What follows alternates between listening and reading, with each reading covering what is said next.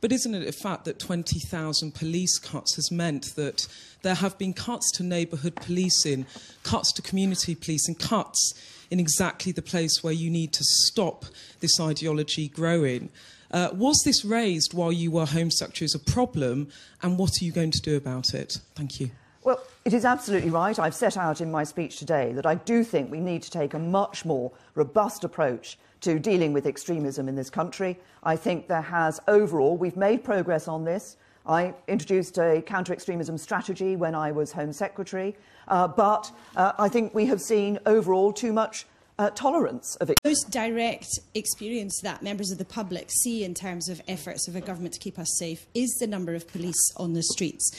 On your watch as Home Secretary, the number of armed police officers fell. It's still lower than it was in 2010.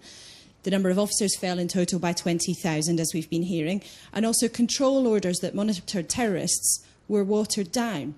Now, if you mean what you say this morning, that this election should be about leadership and it's your #1 priority to keep the public safe, would it not be leadership to say that you would reverse those cuts?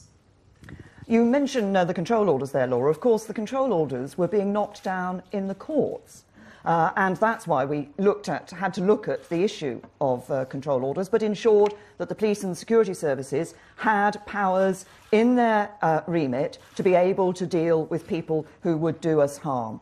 And that's what accused those who were concerned about police cuts of crying wolf. Do you accept now that you were wrong to say that they were raising legitimate concerns? And do you commit to restore those 20,000 police officers that were cut since 2010?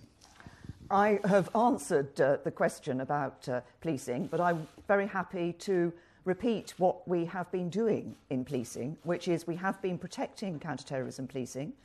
We've provided funding for an uplift in armed policing. We have, from 2015, we're protecting police budgets. The question of leadership has always been at the heart of this campaign, and it is absolutely crucial that we get the answer right. The ability to say the courageous thing and do the difficult thing.